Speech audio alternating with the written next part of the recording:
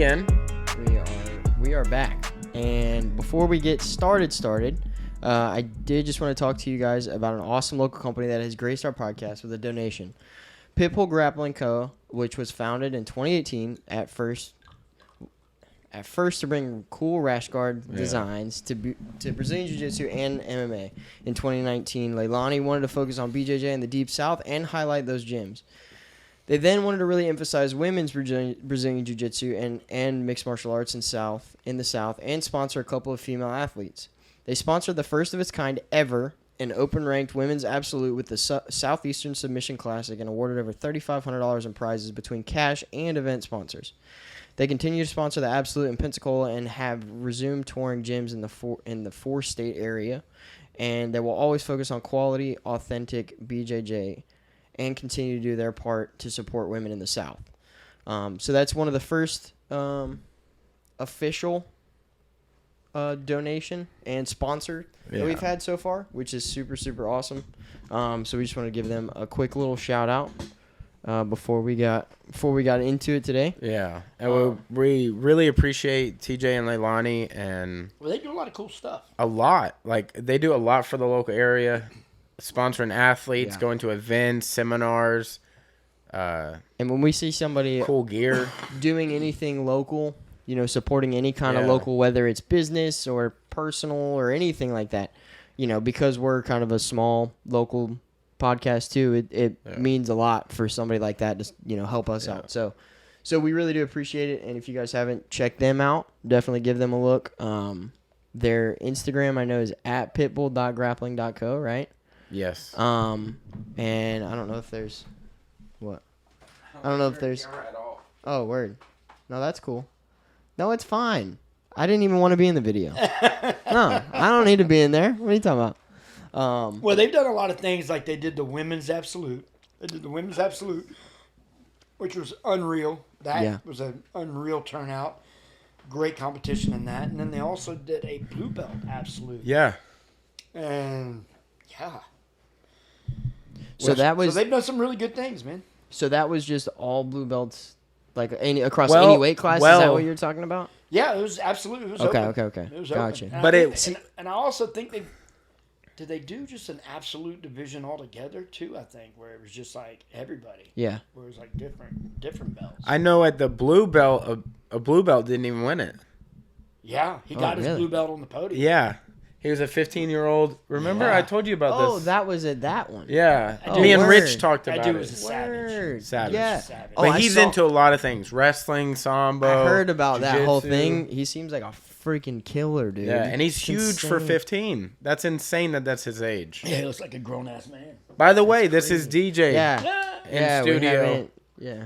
Local jiu-jitsu legend. Skateboarding legend.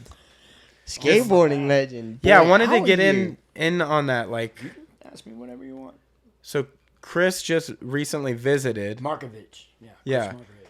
And y'all used to be in a skate crew. Well, it was crazy because when I was younger, before Interlight, there was a store called Hudson Surf Shop. Yeah. Okay. Well, Hudson Surf Shop had a skate team. I used to get my boards from there when they were on Navy Boulevard. Yeah, well, I was a captain of their skate team. Oh, wow.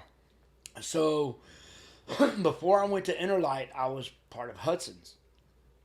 So, anytime somebody would come out of town, like a new skater would move to town, they would generally call, like, whatever skate shop is in town and be like, hey, I'm in town. Do you have any skaters? Yeah. Do you know get some anybody info, I can skate with, right? Yeah, for sure. So, Janet, who was the manager of Hudson Skate Shop, used to always kind of refer everybody to me. Yeah. Like since I was a captain of the skate team, she would call me. Back then, we had rotary dial phones. Yeah. Pages, I remember those. Cell phones, right? Yeah. She would call me and be like, hey, so-and-so's in town. Need you to meet up with this person and show them around. Yeah. So that was kind of how things went. And Janet used to always put on, every year she put on the big skateboard contest around here was called the Turkey Shoot. Okay. It was called the Turkey Shoot, and every year the Turkey Shoot, and it would bring in people from all over the United States. Where was this at? This was right here in Pensacola. It was at we used to have it on the Myrtle Grove YMCA. They're closed down now. Okay. But back then, the Myrtle Grove YMCA had the huge street set up, had the wall, the mini ramp, all the box, the handrail. And so they had a nice setup. And I remember one year I showed up at the turkey shoot and everybody's telling me, man, you're gonna win again this year. You're gonna win again this year. And everybody was telling me. And as soon as I pulled up in the parking lot, somebody runs up to my car and goes, or my mom's car, because I wasn't 16 yet. Yeah. So he runs up to the car and says, Chris Markovich is here. Oh, no. Yeah, so I was like, Oh, shit. okay, so I'm definitely not going to win this year. Yeah. So my best bet is to, like, when in Rome, like, so get to know Chris. Yeah. So that's what I did. So pretty much that whole day, like, we kind of rivaled that day, and I think he ended up getting first, and I ended up getting second. Yeah. Oh, come on. You remember who got first and second. Yeah. But it turned out, like, after the contest, he was like, I learned something that I didn't know. He's like, actually, I'm from Gulf Breeze.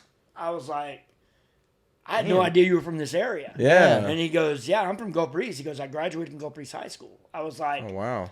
so what are you doing here now? He's like, well, I just moved back from Atlanta because he had moved to Atlanta after he graduated. Right. And so he moved back. And so I'm like, well, shit, this is my new skateboard buddy. Yeah. Yeah. It's the homie now. This is We're about to have a dude- crew. This is a for dude real, who for real. we've all heard of, Yeah. and now he's our homie. Yeah. And I don't know how much of skateboarding you guys follow, but there was also a kind of a guy blowing up at that time named Jamie Thomas. Yeah. Jamie Okay. Thomas Zero. Jamie, Yeah, yes, all that. absolutely. Well, Jamie Thomas, we used to call him Xerox because every time he would do a trick, he would do the same fucking trick. Oh, right behind copy him. it. Yeah. So we used to call him the Xerox machine. Nice. And it was obvious, and you know, we did it because we were hateful haters back then. Yeah. Yeah. But we found out that he embraced it. Like when he heard what we were calling him, he's like, he loved it. Like, That's why he calls it Zero? we don't know for That's a fact. real. We Ooh. don't That's real know. close, we don't bro. know for a fact if that don't had know. anything to do with it.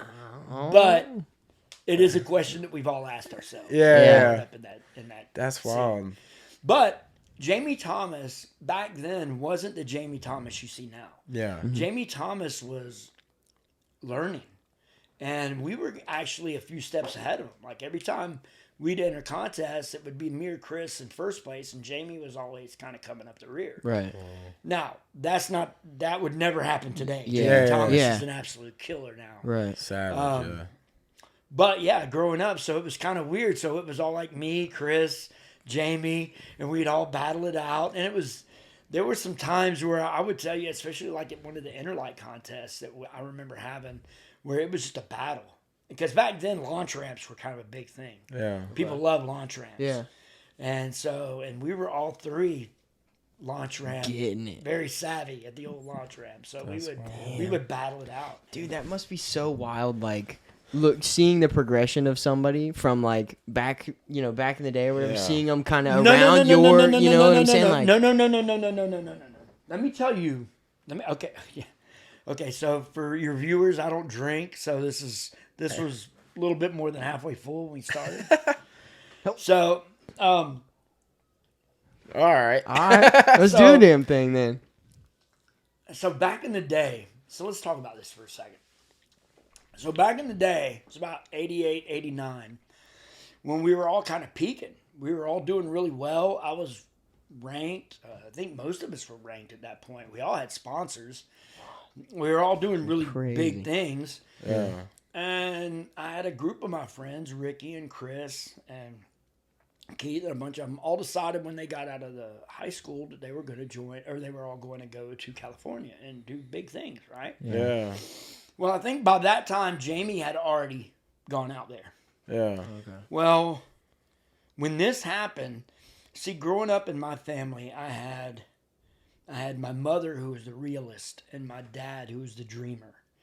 And so while my dad is always telling me do what makes you happy, my mother's always telling me do what Get makes a you job. money. Yeah. And back then, people didn't make money skateboarding. Right. Yeah. Yeah. So it was like a obviously- far-fetched thing. Absolutely. Yeah. I mean, the Bones Brigade was I mean, when they were making money, they were like unicorns. Yeah. Yeah. You were It's like how nothing are you've they- ever seen before. Yeah, when they were making money, you were like, how?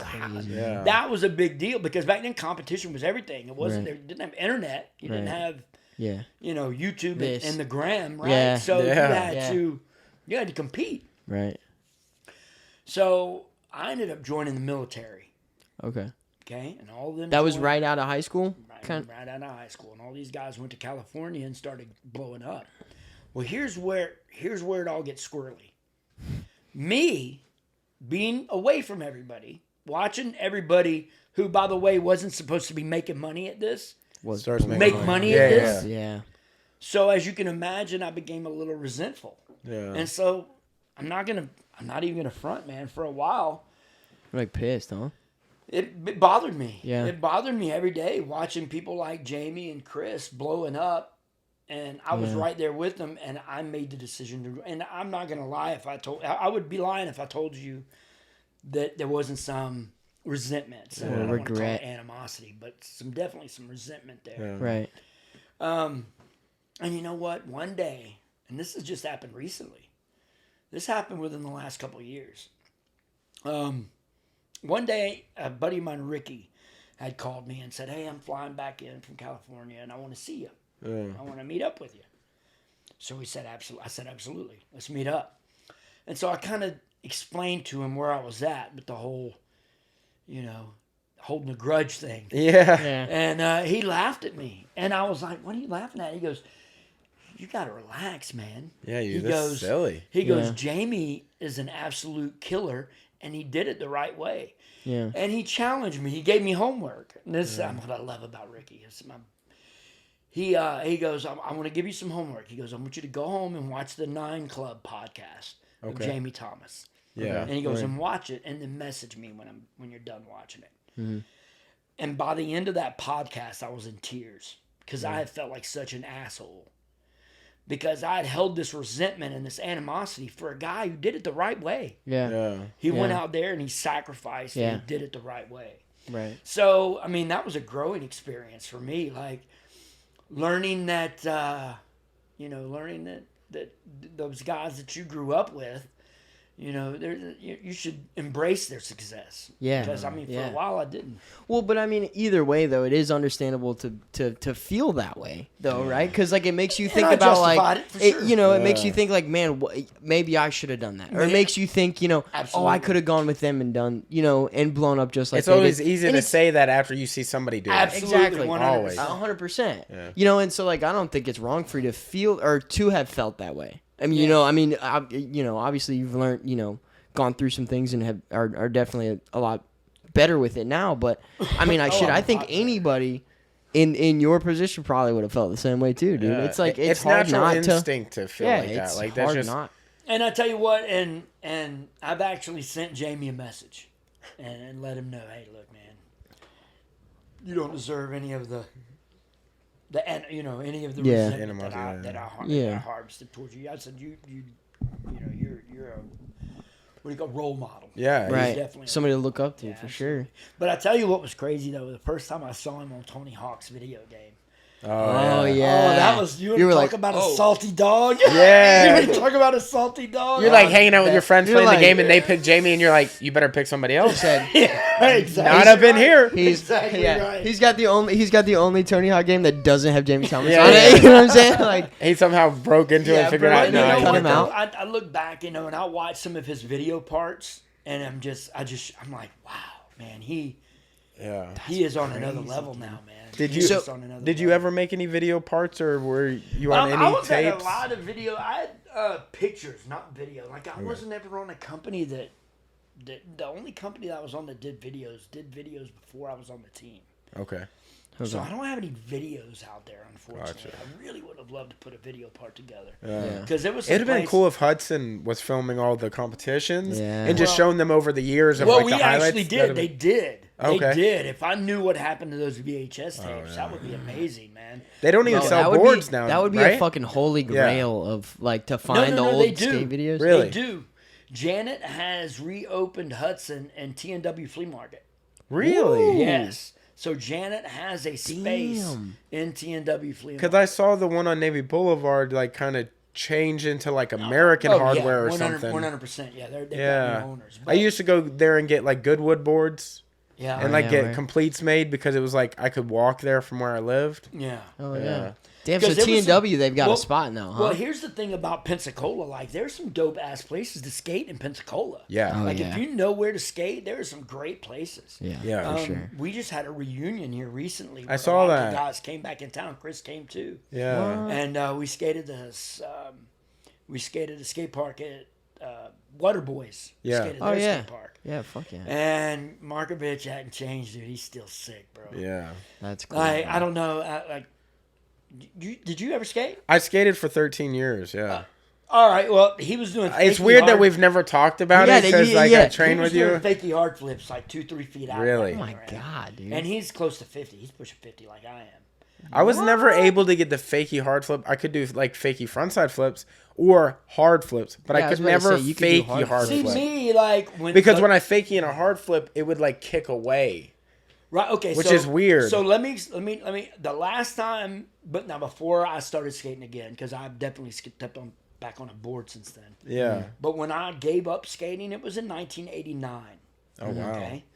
The last trick I learned before I quit was frontside kickflip to Stalefish grab.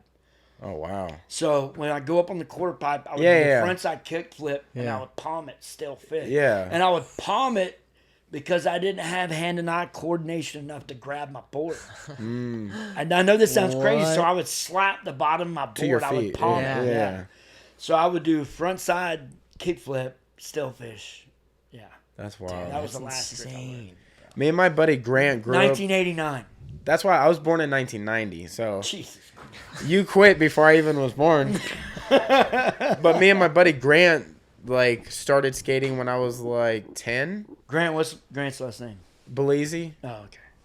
And we were like within a few years of each other and we skated. I quit round about, I guess 15 years, 16 years. Because I quit when I started jujitsu. Because my knees were just, like it was just messing with my knees too much. Yeah. I mean, not that jujitsu is that much better for your about to knees, say, but I was still- just like, I can't skate and do this. And I'm so Try in and love with focus this. on And it. I feel like I've exhausted skateboarding. I don't care anymore. Yeah. I just want to skate. Like, here's the thing. So it's like, still like the fucking Well, the love of your life, huh? Like it's like you know, I'm about to give a lot of love in a lot of places for this statement. So let me like when I quit. So when I quit skateboarding, I quit skateboarding for a practical reason: job, right. join the military. Yeah. Can't skate there because if you get in trouble, you get a Yeah. Yeah, Article you're- 15, or you get in trouble yeah. for like and that ruins damaging government property. Like you can get you can get sunburned in the military and get in trouble. Yeah. Yeah, because your body is like, the Government vessel. property. And that'll Right. like You can get ruin the tattoos. rest of any other job Right. application you Get ever fill tattoos. out. Yeah. Depending on how your commander feels about tattoos, you get tattooed, you get in trouble. Yeah. Right. So you got to be careful what happens to you when you're active duty. Yeah. And so I didn't skate, obviously. But it was crazy. God bless Trey Alador. Him giving me the job that I have where I get to teach jiu-jitsu. I get to spend pretty much all day in the gym teaching jiu-jitsu. Yeah. He's allowed. I'm essentially retired at this point. I mean, if all I got to do is teach jiu-jitsu all day, Yeah. come on, man. Yeah. Yeah. I That's mean, a he has life. provided Yeah, an bro. opportunity for me that you know You couldn't most people couldn't don't have get. asked for it. Yeah. Yeah, yeah. And so, with that said, I'm at a spot now in my life where I can just enjoy it. Like, I can just enjoy everything. Like I've been through enough to where I can just kind of set it down and just enjoy it. And I want to enjoy grappling, but I also, hey, look. It doesn't matter how long you've quit skateboarding. If you still drive by a handrail and go, "Fuck, I could do that." I know. I look at a set and I'm like, Yes, yes, Like right. us- Dude, yeah. look at all the wax on that. Yeah. curve. I could slide Yeah. the shit out of that. Yeah. That will never leave you. Yeah. like when y'all you posted a picture at the old Kmart back wall. Yeah, the bank. And back there. I messaged you and I was like, is that at Kmart? Yeah, Yeah. it's a U-Haul I place immediately now, felt but- the feeling of that. And I love it. Like even even when I was active duty, I remember when I was in the Army, we were in White Sands, New Mexico, and I saw this sand dune shaped like a transition. Yeah. And I went, oh my God, I could skate that sand. Yeah. Like, isn't that the craziest thing, right? But it's in your head. You can't Yeah. shake that. Yeah. And then to this day, if I see a transition, if I see a bank, if I see a rail, See, dude. I just, it's always in there. What It's y'all always in see with the I understand what you're, because I skated for a while when I was younger too, but with me it's like food, dude. When I see like an ingredient I never get to cook with or something like that, or I see like beautiful fresh fish or something, Yeah. I'm like, oh dude, I could do this with that, or I could do this with that. So when I see shit like that, like it's the Yeah, same, you know what I'm yeah. saying? It's like the same Yeah. kind of like bringing things back up again, where you're like, damn, I haven't done that in a while. Let me try, you know. It's like, dude, Hey, but I I'm know my exactly worst what you enemy. I'm mean. my own worst enemy, and I'll tell you why. Like when we were out there, like for instance, when we would have the reunion at the Waterboys, Yeah. The skate park, yeah. like there's some things I clearly know that I can't do anymore. But that doesn't stop me from trying like, them, right? I got it, Board yeah. goes one way, I go the other. But as soon as I hit the ground, I'm just like, I don't care. That It's felt so good to try it It's again. something about Dude, like that's when you're so- when that's you're so skateboarding sick, though. and you like even if you bail hard, there's something about it that feels like you're just earning your way. No, hey, when I went to the first time I ever skated the W Street skate park over Yeah, here, yeah. Dude, Love that that part. was First the time I ever- fucking yeah. spot for a I was while. skating that mini ramp. Yeah. And I did a frontside grind. I hung up on the coping and I went straight to my hip. As soon as I went to my hip, the first thing I thought of is, I'm not dead. Yeah. Yeah. I can stand It's up. something like an Let's do it adrenaline again. rush when it yeah, comes to let's do it skateboarding. again. Yeah. No, absolutely. And that is why I have my own worst enemy. Because if I can, in my head, I'm like, if I can survive If I can that- get up after this, I'm gonna do it again. There's Yeah, something, absolutely. There's something 100%. that is so relatable in jiu-jitsu and skateboarding. It's like it's so relatable to life, and like you get knocked down, you get back up. You get knocked down, you get back Absolutely. up. That's why I think I love both of them so much. That's why I relate with you so well on it. It's like when you fall, you're like, I'm guys not gonna have the let that same- beat me. yeah. I'm gonna get back well, up as and far get as it. competition goes, in my opinion, skateboarding is way harder. Way harder. Right. Then jiu-jitsu. Oh, Yeah, yeah. absolutely. Yeah. Because I can't tap out down a handrail. I Yeah. gotta eat that shit if anything goes wrong. Yeah. Yeah. In jiu-jitsu, there's no if easy things go wrong, bailout. I'll just tap out, and I'm Yeah. like, man, that sucked. But Yeah. in Yeah. There's no skateboarding, you easy can't do that. bailout when it comes to Yeah. that. You either eat it or fucking get it Yeah. done. You Yeah. know? Yeah. And you have to Crazy. fully commit to skateboarding. Like when you're doing a trick, like if it's down a handrail or something, there's no like, There's no I can halvesies. kind of, well, no, you are really going to eat it hard. But you Yeah. want to know something else, probably something that you don't think of. Music. I mean, what do fighters when they walk out? Yeah. Yeah. Their walkout music is a big deal. Right. Yeah, yeah. When you were skating and you if competed, you don't have the right music your going. music was a big deal. What was your fucking like Yeah, She's front music, Crafty, dude? Beastie Boys. I Banger. skated to She's Crafty every single time. Dang, If dude. my buddy Ricky was Eric B. and Rock M, paid in full. He would always come out to Eric B. and Rock M. But me, Such She's a good Crafty. so time. crazy, Beastie Boys dude. came out like 85. She's Crafty was my somewhere around joint, there. dude. Like, Yeah. And I liked Brass Monkey until everyone started using it. And I Yeah. went away from Brass Monkey. I was into Intergalactic Planetary, like that album, and Yeah. dude, I was so into that. Yeah, that Like, was Yeah, about yeah, 3 albums past when I yeah, skated. yeah. I asked for that That's for so my crazy. like You don't 11th even, like- birthday. you don't even like think about that though, but like you're talking about like the walkout song. Oh, like, it's a that's big their deal. fucking pump up song. Yeah. So It's a like the big same thing deal. in comps. Like it's got to be, Dude, oh, you- this is my and you know shit. what's- I'm about to. You know what's wild about this is like we don't think any different, but like y'all had to listen to music on like boom boxes. On boom boxes. We yeah. could listen to shit on our head. headphones. Yeah. Hey, when- But So when we I don't go- even have to hear anybody. when I We go to just the like are skate vibing park, the whole time. Yeah. When I go to the skate park, because I've gone to the Milton skate park a couple times, and I've gone to the W Street skate park a couple times, and my last time I went to the Waterboys one, when I see guys with their earphones in, yeah.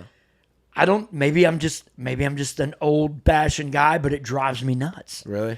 I don't like not being able to go, hey man, Yeah. Yeah. whatever. You know what I mean? Like if I want to talk to you, It takes a and then lot you of got to that. be like, what? See, when I skated at the Yeah, skate that park, irritates and I me. would always leave one in and then one in my shirt. Yeah. If Well- nobody well, was I around, also- I'd put both in. But if somebody was around, because I here's- like the community. But I love Wait. the idea of like what you're talking about, like over everybody's skating to the same music type thing. Like everybody's kind of under this one where we've got one, somebody playing music or whatever, and everybody's skating to it. Did I you love ever the go to idea of Big that. Air? Big Air. Big Air skate park. It was literally like 2 streets over from here. It's now a lumberyard that's next to Dreamland. Oh, Yeah, I I don't wasn't think around It was an then. indoor skate park that Yeah, had like I was a big probably 13-foot half pipe, Yeah, and I was then probably like already gone. okay. By then, yeah. How long it ago was shut down like 06. Yeah, I was definitely gone by then. How long ago was X Park? X Park was off of fucking X Park was Fairfield, right? Yeah, Yeah, but Phoenix. how long ago- Crossing. Okay, How so here's long the thing ago about was that. that? Like, when I saw that, I never saw anyone skating that thing. Oh, word? Yeah, the one We you're used talking to- about we the- used to- Probably came whenever it got shut down. Then We Probably, skated X Park because in it middle was the one shut by the down bowling for a alley. while. Yeah, we Yeah, skated yeah. X Park in middle school. Yeah, Like, it was. when I was in middle. But it when I was in shut middle down for a school, while probably. because they were selling the ramps to get rid of them. Yeah. Oh. Yeah, so you might have saw They it with nobody on it for a while because that's what they were Yeah. doing. Well, the ramp that they used to have on Langley, on the Langley YMCA at Optimus Park, the ramp they used to have there was made by Lance Mountain and another dude named TK. And that ramp was freaking huge. It was about 12 or 13 feet, had about a foot of vert. And a lot of the vert, matter of fact, Gator skated there right before he went to prison. I don't know how much I you know don't know about Gator. no. You ever seen Mark Gator Rogowski? Okay, yeah, you're gonna have to YouTube that. But yeah, Gator. Do you remember the Tom Petty video, Free Fallin'? Yeah. Yeah. Do you remember the scene where Kelly Rosecrans is skating the mini ramp and that girl is sitting with her legs hung over the ramp and she's clearing and she's cheering? You remember that? I don't. I know what you're talking I about. don't remember the that. video. Okay, well, right? Gator cut that broad up with a surfboard and put her in a surfboard bag and buried her in the desert. What? Yeah. The girl from the video? Yeah. Yeah. It was his girlfriend's best friend. Yeah. Hard copy, Mark. Yeah. Yeah. It was on hard copy. Yeah. Yeah, he Mark chopped Gator her up with a surfboard. That's He what it chopped her looks up like. with surfboard fins. Stoked. Yeah, that's Rise and the Fall of that's Gator. the skate documentary. the documentary about- Zootopia or whatever. yeah, that is a crazy Damn, one. You get a dude. chance, watch that. Word. That's Yeah, wild. and Christian Asoy. Do you know who he is? Yeah, I know Christian. You know he got busted for trafficking cocaine out of Hawaii. what? That was a crazy one What? too. There's another documentary Just had a homie about from that. Hawaii on here. Yeah, like It's the crazy, guy that was literally. leaving as you were walking in. Yeah, he was just Who was the skater you saw downtown? That was like Steve Caballero. Oh, he saw Oh, Steve yeah? like Cab? 2 or Dude. 3 weeks ago. Literally, no. This I felt so bad too because I was like, me and my homegirl were skating downtown, and I went up on the sidewalk waiting for her, and him and his wife are walking down the sidewalk this way, and I'm talking to her or whatever, and sure shit, him and his wife walk up behind us, and I'm like, oh shit, I'm sorry guys, my bad, and I like move kind of off the sidewalk, and I get back into the middle of the road, and he was like, do you know Steve Caballero? And I was like, what? That And name he was sounds like, familiar. I was like, dude, Yeah. I was like, no, and I thought he was talking about somebody from maybe around here. That's why it Right, took me right, a second. right, That's why I was like, what the fuck? I was like, no, I don't think so. I was like, I don't know, no. And he was like, oh, okay, you should look him up sometime. And I get down the road, and I'm like, fuck, dude. And I look at him, and I'm like, that was that him. motherfucker and his wife just Yeah. walking down. I guess he's with a foundation that's doing the park underneath the like interstate or whatever. Yeah. Okay, down so there. yeah, so you know that's They've been done- trying. They've been trying to get I that know- going for a while. A couple When years. we So worked my at buddy- Zoomies, we had a guy My come in buddy with a petition Pete and everything. is head of the whatever the like blueprint committee or whatever Oh, that's right, putting that whole right. thing together. Okay. So yeah, he was actually down here for the reunion too. I can't remember the But name. I tell you of what, I cannot wait till they get that. I'm really eager to see what they Dude, do the because plans I that- know the Tony Hawk Foundation has put down a lot of jack Nope. for that. Dude, the- we've the seen the plans look blueprints. Yeah, the blueprints look crazy. Stupid, dude. Yeah, It's like half street, half park. Yeah, like yeah, it's yeah. like got a lot of good of everything. It looks insane. Yeah, Yeah. but it just threw me the fuck off. I was like, oh my god, dude, what the fuck? And then Yeah. I like turned around and they were gone, of course. Cat was a But pioneer. like like absolute shit pioneer. was crazy. Yeah. But So, but skating to me, I thought was a kind of a natural transition to jujitsu. I mean, I've met a lot What of guys. what made that? Like, what was the like? Obviously, from skateboarding, you went to military, but what from military Yeah, well, went to jujitsu? when I got out of the military, I didn't handle the military. I didn't handle separation from the military very well. after the military, I made some questionable decisions after I got out of the military. Basically, it was me wallowing in self-pity. Poor me. You know what I mean? But I snapped out of it. But one of the things that snapped me out of it was jiu-jitsu. And what it boiled down to was I had not given myself enough credit. So whenever I started to kind of get my head right after I got out of the military, I wanted something. How old were you when all this? Well, like you got out. Yeah, how long were you in the military for? I got out when I was in my early to mid 20s, probably 24, 25. Okay. Okay.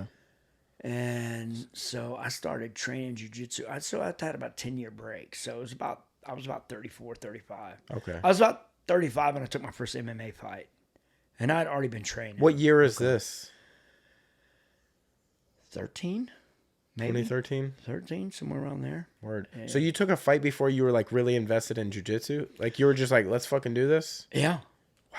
Yeah, because you go to a Savage. fight. Well, I mean, He's like, first of all, let's get one thing. Also, it's not the way it is today. Yeah. First of all, it's let's like get one thing way straight. Like, I different. didn't know what I was getting myself into. I mean, when Like, I took MMA, what's the- when No, I I'll took do that it. first ass whooping, I was like, oh, all right. So that's what Word. this feels like. You Yeah. know what This I mean? is out there in the universe. Yeah. This can happen. Yeah, But these yeah, people are yeah, real. absolutely. Yeah. But Yeah. what I liked about it was how much focus it required. And that's what I was looking for. Something that required focus. Something that could take me who had squirrel, you know what I mean? Yeah. Who could Yeah. take me and kind of bring me into something. Yeah.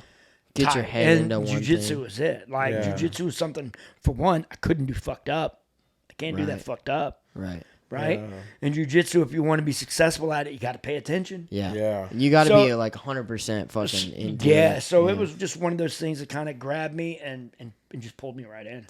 Now, here's the problem with that. Like, when I first started, I didn't want to be a teacher. I didn't want to be an instructor. I didn't want to help run a gym. I didn't want to do any of that stuff. I just wanted to do something that kept my idle hands busy. And then when I was done, I can go back home and do DJ stuff. You know what I mean? Yeah. Like it wasn't until when I met Trey and he started like trusting me with his classes. Yeah. I was like, if he's trusting me with his classes, I can't let him down. So I've got to take this serious. So what year did you start teaching for Trey? Because look, I started in 2017. You were teaching already. So That was already happening. we left the academy maybe around 2010, 2011, maybe. I'm guessing, but around then. And I probably took about 6 months to a year off. So it's probably about 2000. No, I didn't take that long off either. It's probably 2012, 2000. Actually, it was right after my MMA fight, so it was 2013. Right after my MMA fight, I ended up going to Remedy almost immediately. And that's when you would say you started jiu-jitsu? Yeah, because when I trained for my MMA fight, my first MMA fight, I didn't have a gym because I'd already left the academy. Okay. So I literally got ready for my first MMA fight without a gym. What were you I doing self-trained. What were you doing at the academy? If it wasn't like jiu-jitsu. Well, I was doing jiu-jitsu at the academy. I was actually helping run the kids program. So you started jiu-jitsu before 2013. Yeah, I started it in 2005 Okay. in Atlanta. I started under Paul Creighton in Okay. Atlanta, who's under Renzo Gracie. And I started training there. And look, man, when I first started training jiu-jitsu, I was a fanboy. Like when I got turned on to jiu-jitsu, I fell in love with it. Yeah. I Is mean, that so- because of the UFC or what? No, Like what that turned was- you on to it exactly? Like how did you boom, I need to start. I had gotten out of rehab, and because after I got out of the military, like I said, I didn't handle the separation very well. Yeah. So I ended up putting myself through rehab. I got out of rehab, and I was looking for something to keep my idle hands busy, and that's when I started training. Okay. So when I started training up there, I kind of fanboyed out a little bit and got a little too excited. Yeah. Got a little too big for my Got britches. too into Probably rubbed some people the wrong way. So I ended up creating a toxic environment for myself. Okay. And that was when you were Not that's in Atlanta, huh? not because because I was fanboyed out. Like I loved Yeah. jiu-jitsu. As soon as I got introduced to it, Yeah. I You mean, were fucking Jesus, man, my very first jiu-jitsu class, I got knee barred. And I laughed so hard because I thought it was awesome. I was like, this dude almost broke my leg. It's amazing. Yeah. Like, I loved it. Yeah. Like, Yeah. and I fanboyed out so hard, I might have, Yeah. got a little too big for my britches. Right. So I made some people mad. I'm sure I did. But I left Atlanta, and I'm not going to go into too much detail, only because it makes me look like a dumbass. But, Dude, this guy looks like a dumbass every time we're recording, so we're good. Dude. but I don't want to go into too much detail because it really makes me look bad. But Yeah. I fanboyed out. You know, here I am, a white belt, talking Yeah. about how I'm going to open my own gym. Yeah. And those guys are like, dude, you just Yeah. started jiu-jitsu. You know what I Yeah. mean? Yeah. So I fanboyed out a little bit. Made some, Well, yeah, dude. Made some fucking enemies. mean. We get it. Dude, Right. I started working at a restaurant like 4 years ago, and I was like, I'm gonna own my own restaurant one day. And they were all Yes! like, you're And I've done that 18 years too. old. You know what I'm saying? I've done that too. No, I hear you. So, yeah, so I get down here, and when I leave Atlanta and come home, I am not really looking for a gym. Okay. I was just looking for something to do. Like, I didn't Right. even know that there was a jiu-jitsu gym in Down here. Pensacola. Like, I had no Yeah. clue. Yeah. And I was driving to the VA clinic one day, and I was driving back, and I saw Mma Fight team. Yeah. And I stopped in, and I met a gentleman named Alex Hua. That's who I started on. Yeah, I don't know. All right? Yeah, I So don't know. this guy, at first, he shows me a lot of love. Come on in, man. And, I mean, I was straightforward and honest with him. I said, I'll be honest with you, man. When I saw Mma Fight team, Yeah. like, I wasn't coming in here to train under Alex. I was coming Yeah. in here because I Wanderlei. saw Mma Right. Fight team. Yeah. Yeah. And I'm like, if this is where the champs train, I'm here. Yeah. So that really turned me back on. But here's the bad thing that what happened there, and I'll be candid. I'll talk totally about it. I don't care at this point. Yeah. But whenever it happened, like, he started walking around poaching the fighters. Like, I went in to pay my membership fee. And I think the lady that worked the front desk, her name was Desiree. And I came in to pay Miss Desiree my membership fee.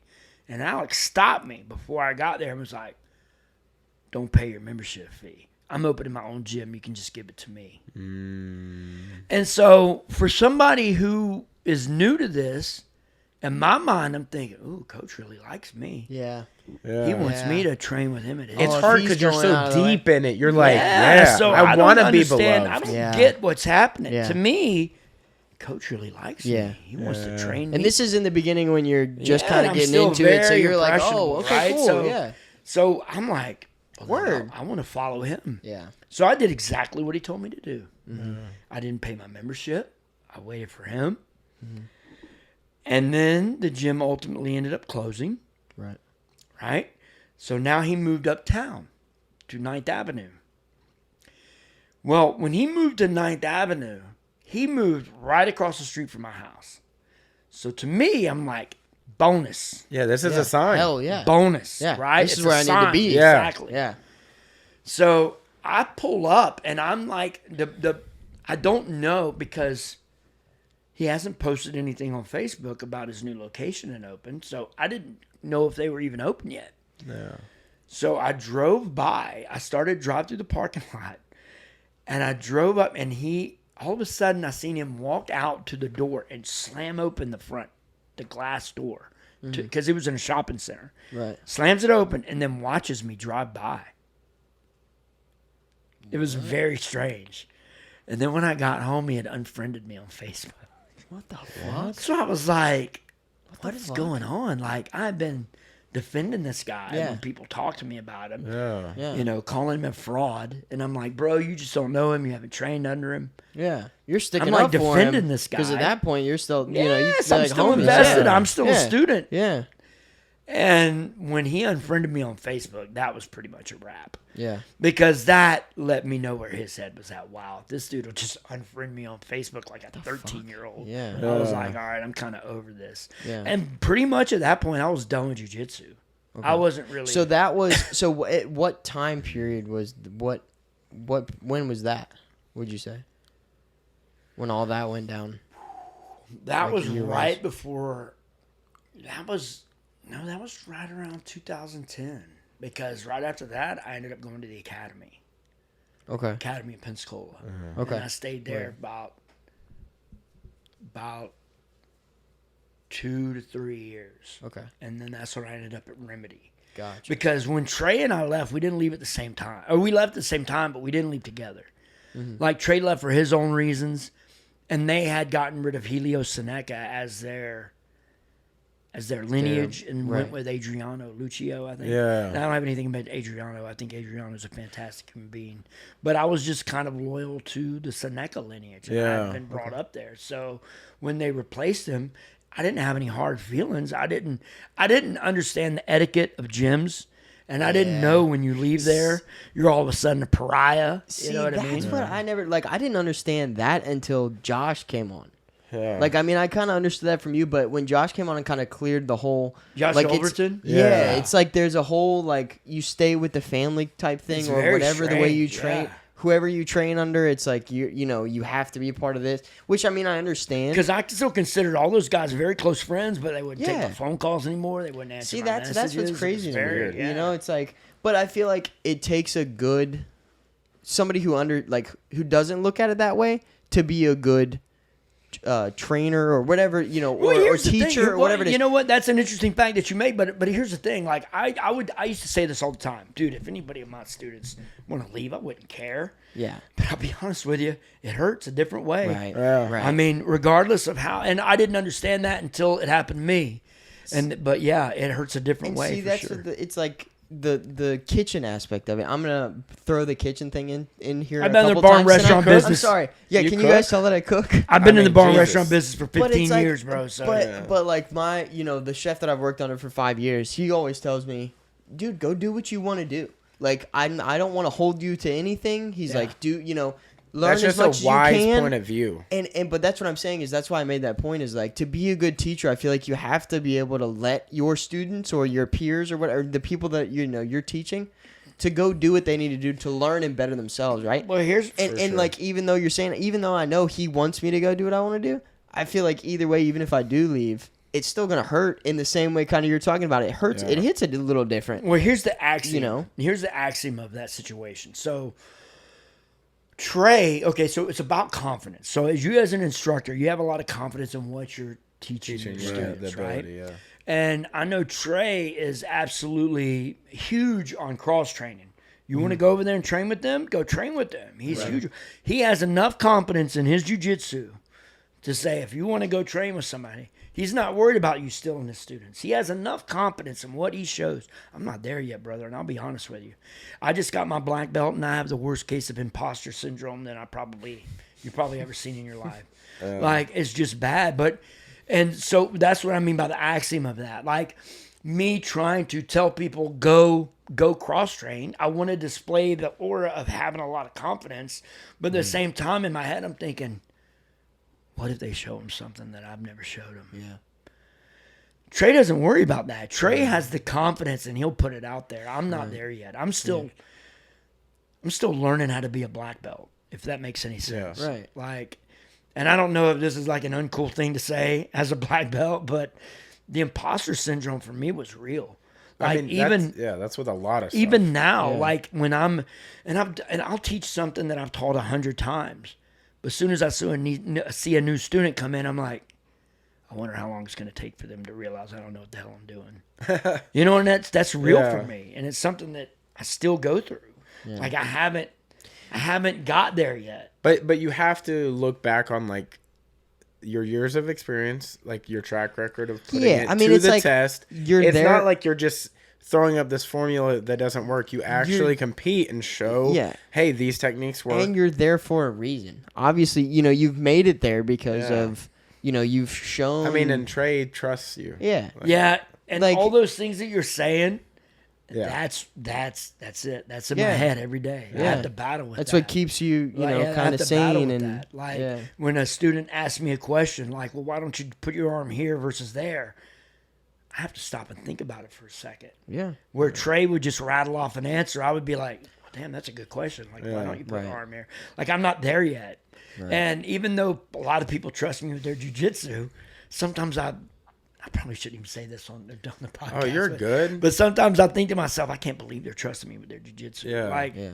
It's You're something just that I've you're just always being done. honest how you feel. Like, Well, and I- there's no problem being honest. Yeah. You know, like there's no being I straight just- up with Yeah, yourself. I is- go through that every class. I'm like, I just want to teach something that I don't screw up today. Yeah. And that's still what I go through. dude, I just started teaching like on a regular, like every Wednesday, Yeah. like maybe 3 or 4 months ago with Tony. And like, I'll be there and I'll be teaching a technique and I can't say sequences very well. I'll just have to be like, put your hand here, go this way. Yeah. For some reason, I just like when I'm under the pressure of them looking, I mean, I've gotten a lot better like these last few times, but like, I'll be like, I don't even know what this is called. What I have like when we're found- doing warm-ups, I'm like, obviously I know shrimps and stuff, but they'll be like the baby makers Right, or right, whatever. right. Like, I'll be like, I don't know what you call these, just do this motion. And it's like, Yeah. I'm sure I look weird, but it's like, I know how to teach the technique, but It's hard. It's hard so I translating. feel like it an from imposter, your just brain. like you do. But I mean, you have more years of experience to like. It doesn't go away, Cody. Yeah. It doesn't go away, brother.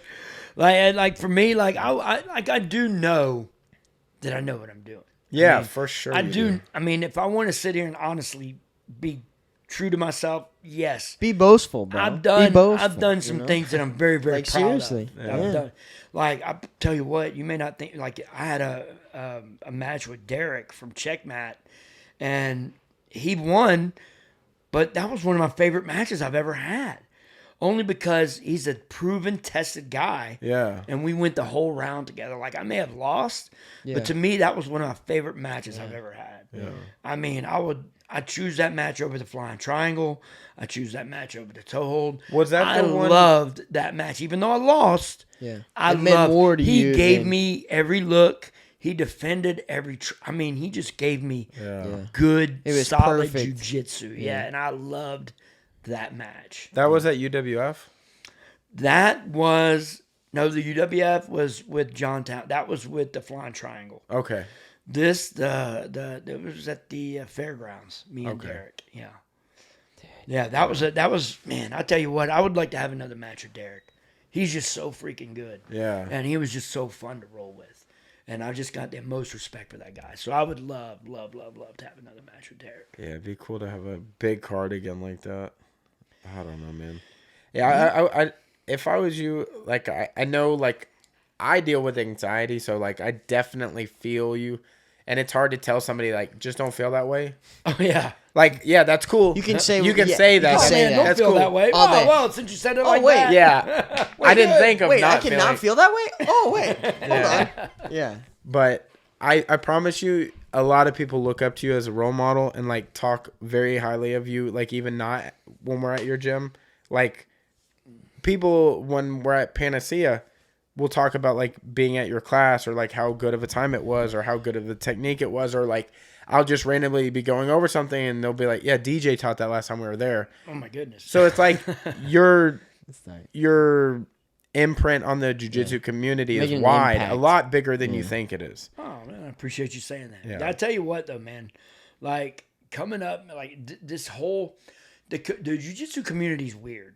Like I've tried to explain this before. Like it's not like anything you ever do before. Like if somebody told you that they're a singer, okay, and they're in a band, but they don't play in front of people.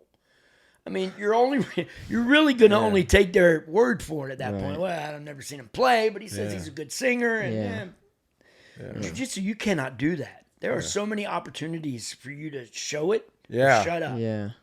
You know, and you can't lie on the mat. No. True that. Now, here's a bad thing that when you, like, for me, like, okay, so take Trey's jiu-jitsu. Trey has got a very technical jiu-jitsu style. Yeah. He doesn't mind inverting. Nope. You know, he can do all these things that these young fellas can do. Like, and I just can't do it. At 50 years old, if I try to berimbolo, I'm going to throw my hip out and I'll probably be in the hospital. for Yeah. that. You know what I mean? Like, so a lot of jiu-jitsu that I've done is shit that I've had to figure out for myself. So sometimes when I'm teaching, like, I have no idea if I'm teaching something that's a thing Yeah. or if it's just something that I figured out through trial and error. Yeah. So sometimes when I teach, I have to stop and go, wait a minute, am I teaching something that I just made up the last time I rolled? Like some weird escape that works for me, and I show somebody else this, and it's gonna get them caught. Yeah. Like, it scares me. Like, I start going back in my head, like, who physically taught me this? Like, I have to think back in my head, like, who showed me this to make sure I don't get it wrong when I show it? And one of the things that I've learned, and hopefully you can use this in your toolbox, and one thing I've learned as a coach is you cannot be afraid to say, oops, Oh yeah. I did this wrong. Guys, bring it back in. Yeah. And let's go back over this. You cannot be afraid to do that. I've done that a lot. If you try to bullshit these people, Yeah, they see it instantly. they'll figure it out. Yeah, real quick. Well- and they won't let you know they see it. Yeah. Oh, sometimes Because they won't. I've been being taught in front of somebody, and I'm like, oh, they don't Yeah. quite know what they're But doing. what you'll do, what you'll do is you'll hear this, Yeah. Yeah. and you're like, See, but I think and then as that's- soon as in your head, you're like, what are they saying? Did I do Really? something wrong? Because really, they could be like, that was sick. Yeah. But in your head, you're like, Yeah. oh, they know I'm a fraud. Yeah, yeah, yeah. They yeah. immediately know Yeah, right yeah, now. yeah. Absolutely. Oh my But God, see, they I found think out. that's It's like real. super fucking important though to realize or to go in your head and be like, oh, I fucked that up. Let Yeah. me fix this before anything else comes out. You, know what I'm saying? cannot let anything get in the way of you being honest on the mat. You Well, just you have can't. to- Yeah. You have to understand. Because it'll be, Well, it's also it'll come out. Yeah, on the mat, it's way different than any other sense of life because it's like this is a in speaking, I guess, in competition, it's like win or loss type thing. You know what I'm saying? Like this means a lot more than just walking down the fucking road. Like Yeah. it means something to these people. Yeah. You know, Oh, so absolutely. it's But one thing I tell you is everything that I learned about teaching, I learned from the military. As a non-commissioned officer, one of the big things that you have to do as an NCO is you have to teach your soldiers what they need to know. Yeah, like routines and Yeah, stuff. Yeah. how to put on their gas mask. How to tell if the area is deconned. How to clean their weapon. How you have to teach your soldiers all this stuff. right. And so when I started teaching jiu-jitsu, I basically taught like I was teaching a room full of privates. Yeah. Okay. Break it down as simple as possible. Yeah. Okay, so that starts off really well, but then what happens when you've been teaching for 10 years? Now you get so complacent in your instruction, you forget things. You might put your hand here, and it might be something that you focused on when you were in your earlier years of teaching. Remember to put your hand here.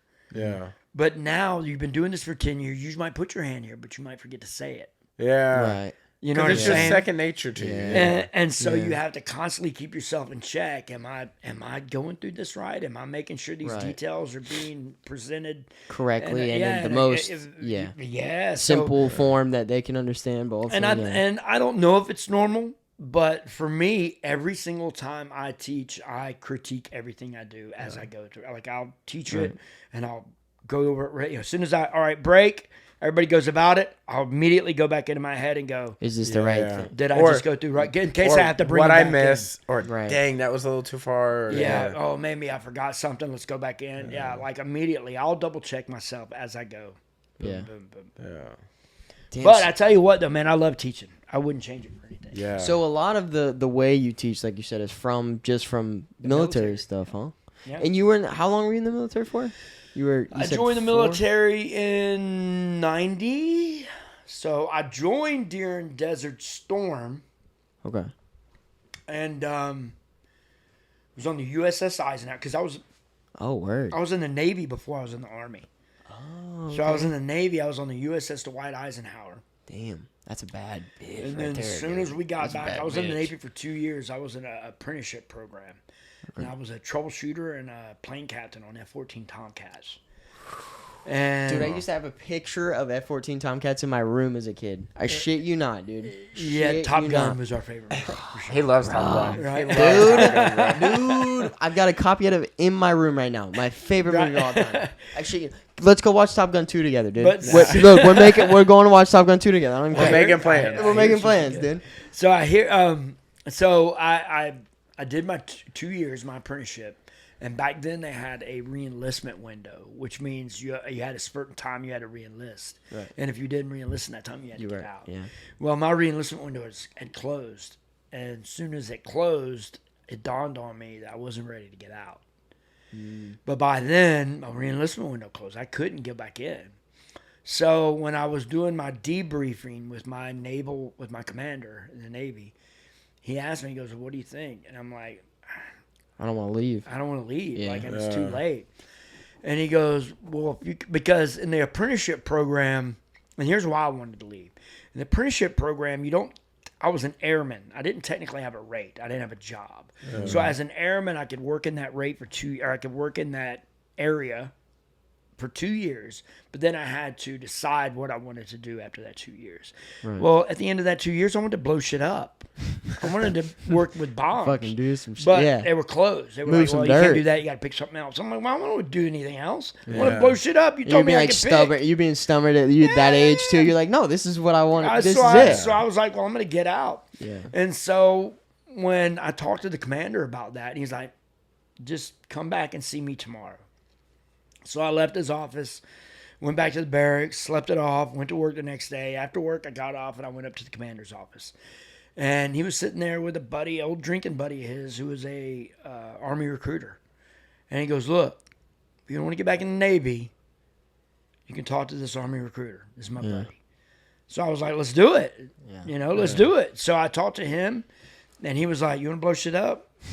Hey, this is Damn where to right I be wanna right blow here, shit up. baby. Yeah. He's This basically is where like, you need when to this go. guy shows up, just say, you want to blow shit up? And you got him. Just let them know you blow shit up. So Yeah, I it'll be was good. like, And you got it. absolutely. I said, absolutely. So at the day that I got out of the Navy, I got out of the Navy at 7 a.m. and I was on a plane for boot camp in the Army. So I had to go to boot camp twice. So I was on a flight that evening to do Army boot camp. Army boot camp was fun. It was Comparatively so much fun. to the Navy, Well, it was, you got to think about it. A lot of boot camp is mostly mind games. Yeah. The just physical to break aspect, you. especially in the Navy, their boot camp, the physical aspect. The hardest thing I did in naval boot camp was I shoveled snow. Oh, It word? was really the hardest thing I ever did. It's like run a mile Physically, under like yeah, 15 minutes, and then like, I do a it's lot like of classwork, but physically, all I had to do was shovel snow. Yeah. That was the hardest thing. But in the Army, you got to run, you got to do rucksack, but you got to. But it's just fun. It's just different. Like, remember running around in the woods with your stick and you were pew pew and like you were. Yeah. I got to do that for real. Like that shit was fun to me. Like I loved it. That's awesome. I loved it. Even when people were like, "I can't believe you joined the Army," I'm like, "I can't believe I joined the Navy." I was like, "I shouldn't have did this." Yeah, why don't I do this first. shit first? Yeah. Yeah. So, but once things got after I was away for a while, and my kids started calling me DJ rather than Dad. I think that was kind of the sign that I needed to. That was kind of the hint, huh? To take the high road, get out. Yeah. So. I heard that, man. That's wild. And you got into jiu-jitsu, and I mean, you've been around forever. You've done skateboarding, military, jiu-jitsu. You had a podcast. The World's Worst Podcast. We still have the podcast. The podcast is still going. I'll be honest with you, man. I need fire. I need something. When I started the podcast, I had a fire. Yeah. I had shit I wanted to say. Wild hair and ass. And I had a partner in crime. And she moved to Germany, and right? she moved to Germany. Yeah. And so it's hard to get motivated when you don't have that partner Somebody in crime else to bounce there. shit off of. You know what I mean? So it's not dead.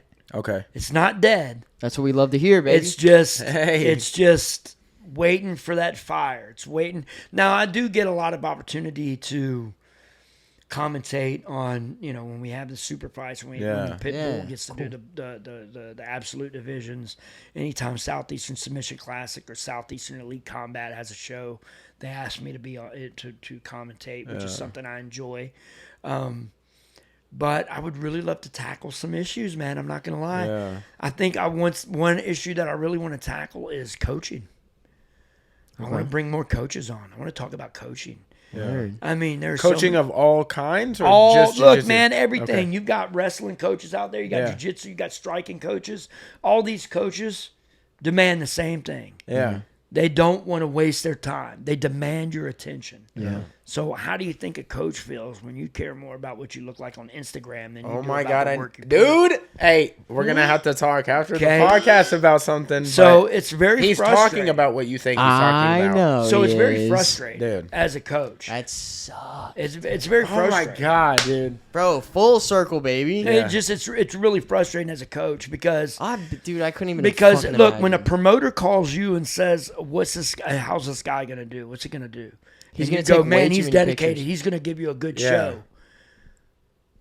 You expect them to go in there and give you a Yeah. good show. Yeah. You expect It's them. putting your name on You're something, basically dude. writing a check and you're hoping he's going to cash it. So it's frustrating, Yeah. especially as a coach. And I want to talk to more coaches about that. I want to see. Look, man, I'll be honest with you. I'm not perfect. I want to see if I'm being, because I'm not right about everything. Yeah. Yeah. You know, am I being reasonable or am I being unreasonable? If I'm being unreasonable, tell me. And I'll shut up. This is the issue with a lot of people, and I will say in our area, or in general, when you get some level of success in anything, you start to drink your own Kool-Aid. So you're Absolutely. you're like, yo, I'm the shit, dude. Like, and see if somebody can stop me at whatever I'm good at. Like, maybe you're really good at like saute station at your work, you know, or maybe I'm like really good at jiu-jitsu or putting shit up in the kitchen section at Target. Like, maybe nobody can do it like I can. Yeah. But I'm drinking the Kool-Aid. Like, you need to always be like, somebody out there is better than me. Yeah. And I need to be working at that level. Look, I don't even care if you think you're the best at everything. Yeah. I don't look. There are guys who go, like for me, when I compete, like I don't win every competition, but I go into every competition to win. Yeah. But if I don't win, I don't cry. And if I do win, I don't pound my chest. Yeah. I get excited. I treat every win like I treat every loss. And Yeah. Trey is actually the one that taught me this. He said, live it up for 3 minutes or 30 minutes or beat yourself up for 30 minutes. Yeah. But then never think about it again. Yeah. And to me, that has been a savior to me. Like if I Great way to lose, look at it, too. I critique myself for about 30 minutes and then I move on. Yeah. And if I win, I pat myself on the back for about 30 minutes and then I move on. Mm-hmm. Do you understand? No, I yeah. definitely do. I don't. Dude, I think, don't. and I think more people need to look at it that way. I because that is not how people look at it. I There's like absolutely think that if you sat here, look, man, don't get me wrong. I'm happy to win just like the next guy. Yep. But brother, I could just as soon lost than win. Mm-hmm. Yeah. You know what I mean? Yep. Don't. It's whoever was better on the day and that day passes. On that day. Yeah. That day always On that passes. day. Yep. Like, On that day. yeah. On that day and in that role. Yeah. It doesn't matter. Anybody can win in that day, on that day, or in that role. Anybody can win. Yeah. And anybody can lose. Because you don't know what they're like coming in. You don't know if they're injured, if their mindset's right, if they're Hey, going dude, my through shit at last home. match with Jacob Lamar. Jacob Lamar, and I would love to tell the story. Right before the match, when we were walking out, I was in a good headspace. I was happy. I was giving dap to my guys walking out with me, and I looked over at Jacob, and he looked like he was a nervous fucking wreck. But when we got up to that stage and we tapped hands, he was the calm one. I wasn't. Yeah. He was the one that found his groove. I wasn't. Right. You know what I'm saying? Yeah. Like that match. Within if that- you would have judged that match before we walked up, Yeah. you would have think Jacob's going to get mauled. But who got mauled that day? Me. Yeah. So it doesn't matter. It doesn't matter how you feel before you walk out. What matters is what happens out there. And anything on the can fucking happen. mat, dude. Yeah. Anything can It's happen. insanely how quick it can flip from, Oh, 100%. you know, like within That's 2 why this minutes. sport in itself is so interesting. Like, in all of MMA, whichever discipline you go into, anybody could win on the day. Yeah. It's not you're not a team of people. It's not like football. You kind of can see the stats are like lean pretty heavy on one team. But you know what? That's what I like about jiu-jitsu and how humble it makes you. Yeah. Because, I mean, it's all on you. and What you put in, you get out. Hey, Yeah, there's no team. when I there's roll no- with Tony Rayburn, Yeah. he mauls me. Dude. Every That- single a lot time of I people. touch hands with A him. lot of people feel how you He feel. freaking mauls me. Yeah. And I told him the other day, I was like, I love having you in my life. Yeah. And, you know, and it's not just because he's a good friend. Yeah.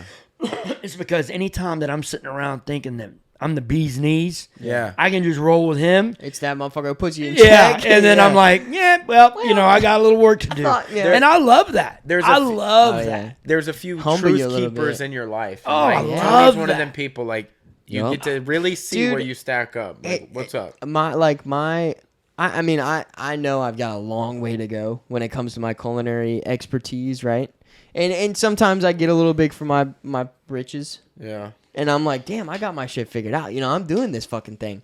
You know, and then like out of nowhere, I mean, the guy I work under is, I mean, a fucking 5-star chef, right? Yeah, and you know, amazing.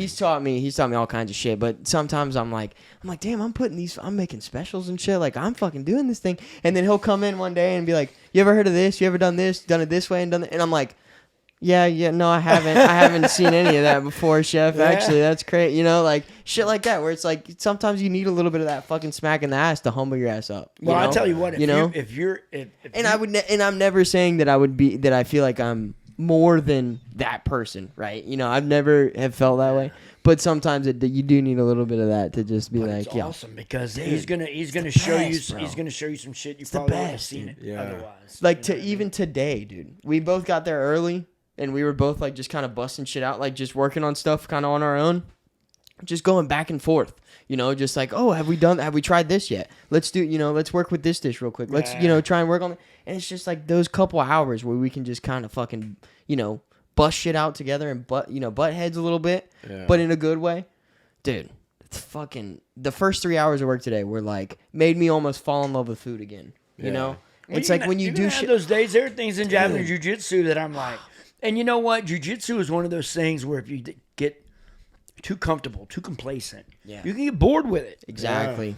But here's the thing, the beautiful thing I love about jiu-jitsu is there's always something that you're deficient in. Yeah. There's always something you're deficient in. Yep. I don't care how good you are at, say I'm good at maintaining top side control, really putting the pressure on Yeah. and controlling my opponent. There's going to be one guy that eats right through my side control.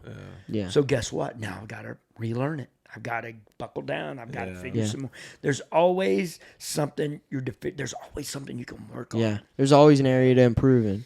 Yeah. Man, I had to actually, when I had my super fight in Atlanta with Alex Judas, it was a gi match. And he went knee on belly. And I let my leg float. Kind of like I tried to kind of bring my knee up to almost like a knee shield. Yeah. Well, when I did that, I watched his wrist twitch. His right wrist twitched. And I saw that, and I immediately know what happened. Now, this is a guy who generally rolls no gi. What he did when he twitched his wrist is he was about to fall back for a heel hook. Yeah. And it dawned on me at that very moment, if this was no gi, I'd I'd have been smoked. I would have been gone. smoked. Yeah. Gone. And it dawned on me in that gi You were like- match, his just habitual Yeah. kind of, oh, I can't do it because we got a gi on. Yeah. Yeah. Made me, I actually I laughed. I remember thinking in my head, God damn, Yeah. if this was no gi, I'd You have were got like, got right there. Thanks. Like, yeah, so Yeah, that's you like exactly. grabbing So it. it made Yeesh. me right then, I was like, I've got to learn legs. Yeah. So at that moment, if I had gone complacent in my jiu-jitsu, if I had gotten bored with it, diving into legs re-sparked that. Yeah. And I hit up Sean Applegate almost immediately and said, look, man, I need your help.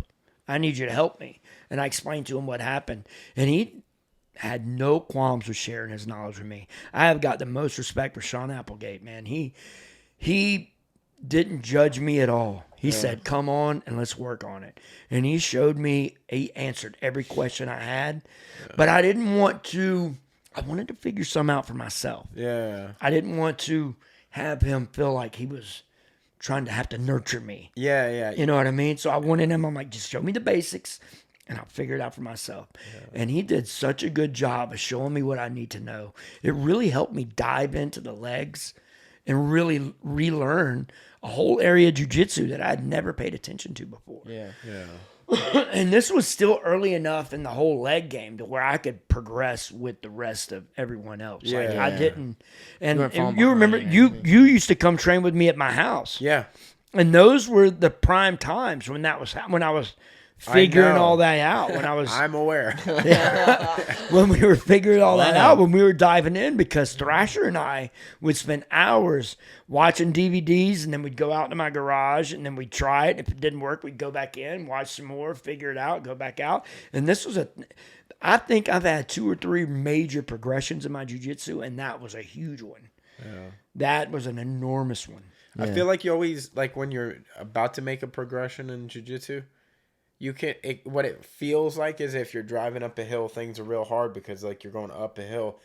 but you start to feel them start to level out, and you can see Yeah. the horizon above, and then it feels like you learn so much so quickly. You're like, It's just getting up to that Whoa. point. That's a good metaphor. That's a good Yeah. analogy because that's exactly what it's like. because you can't see what's over the hill, but as soon as you get there, you're like, Because Here we here's the thing, and go. it's not, yeah. and it's something like when you're going over that hill. Yeah. Okay, here's the thing. Like when you're going over that hill and you really start figuring this stuff out, you start to get ahead of yourself almost. Yeah. So the going down the hill is a good metaphor because you're almost going down without a seatbelt on and no brakes. Yeah, no Yeah. brakes. Because as soon as you figure something out, you dive in. Yep. Yeah. And you're You fucking dive in. ready to rock. Yeah. You dive in regardless of the bad that can happen. Yep. So you figure it all out as you're going. yeah. Like, as far as like, knock on wood, like as far as like having your knees in danger when you do leg locks, when you're 50 years old, that means a lot. Yeah. Okay. Like if I'm 50 years old, I'm not going to heal like a 25-year-old. No, Like if my knee pops, that That could be a motherfucker wrap for a pops. while. You know what I Yeah. mean? Like I'm not competing for a minute. So for me, like I was having to not only really dive into legs, but I was also having to be hyper aware Yeah. of what was going on with my Right, knees. So I probably learned a little bit more quicker than I probably would have otherwise, only because You had I was to. being hyper focused Yeah. on offense and defense at the same time. Right. You know, like if I get this, what are his options? Can he mess me up while I'm trying to mess him up? And these are things that I was constantly having to go over in my head. And I think you were there a certain day when someone blew their knee out. You may or may not have been there, but I had a buddy of mine that was rolling with us that I grabbed his leg and he went to spaz real quick. Boom, popped his knee. I don't think I was there. Okay, you might not have been, but I know that there were a few people there, and it freaked me out a little bit because it could have very easily been me. Yeah, because how dangerous you're playing with Could fire. have very easily been me. You're like, I Yeah. could have got burned. Yeah, could have Yeah. very easily been me. It's So, wild, man. so legs. I tell you where I'm at now, though, man.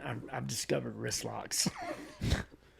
Did I think you're And it's- teaching people because Winslow was over there trying to wrist lock me in Well- a weird spot? Cam tried to do it in the same two Here's, rolls. I'm here's like, the thing. It's what are they teaching you fuck over is here? Here's the going thing. on? It's like it's not that I've discovered wrist lock. It's I've discovered how often they show themselves. Oh, That's yeah. They're super. so yeah, relevant. because I wasn't even thinking wrist locks, and I was rolling the other day, and someone posted their hand on my shoulder, and I thought, It's right there. it's right there. Yeah.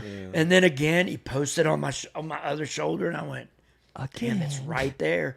And he posted on my bicep, and I went, God, they're everywhere. And I didn't attack any of them, Yeah. but I made But a it just mental note. I'm sparked like, that. Yeah. I'm gonna have to start paying more attention because Yeah. these are right there. See, I do stuff like that when I'm in a live roll and I notice something like a pattern or a behavior somebody's doing, and I'm like, I can turn that into a lesson. Yes. Because they're doing something too frequently that they shouldn't be. Mm. And then maybe I get an attack off that, and then I'm like, see, that's why you shouldn't be doing that. Yeah. See, I'm a big because, well, when it comes to certain things, I'm a big baiter. I'll bait you. I'll bait you because I'm not smart enough to set something up myself, right? So if I throw something out there and kind of make you go for it, Yeah. then that's gonna And kind of that's what help gets me you out. in Yeah. So there's a lot of times when I'm teaching stuff where if I can't figure out how to set it up, I'll just tell the class, hey, bait them. Yeah. Probably the worst advice you could give a Well- room full of white belts, but Hey. At mean- least you're honest, though. Yeah. You know? At least you're honest. Well, hell yeah, dude. You ready to wrap this rig? Yeah, this is gonna be it for today's. I definitely want to have you back Dude, on. for sure. oh, absolutely, Yeah, I'd be like- happy. I appreciate Hell you guys having yeah. me. Such good dude. energy. Obviously, a role model Yeah, of mine. I've looked up to you since I started at Remedy. I appreciate Seriously, I that, love brother. you, Yeah, brother. dude. Thank you so much for coming, dude. Seriously. Oh, I had a blast. like, Thank you had for so having me. much fun just That's fucking. great peanut butter. Whiskey, whatever that Hell was. yeah. Dude, there'll be more when you come back for sure. Yeah. Super. So, hell Always yeah, welcome dude. to a glass, my friend. Yeah, bro. Always welcome. But thank you guys, and thank you for coming. Is there fun. anything you want to throw out before? Anything you want to advertise? Your personal stuff? Anything? No, I do. I would like to say that Remedy has just started working with the Royal Sportsplex in Jay, Florida. So if you got a child, it's a kids program. So if you've got a kid who's interested in trying jiu-jitsu in Jay, Florida, send them to the Royal Sportsplex. We're Oh, there yeah. on Monday and Thursday. Word. Right. Hell yeah. Well, thank you again so much. Yes, and sir. thank you guys for watching, Hey. listening, the whole fucking A living nine. legend. Thank you so For much. real, brother. though, We dude. For love you. real. Thank you. We love you. And we're going to get the fuck out of here. Nice. Yee yee. Yee yee.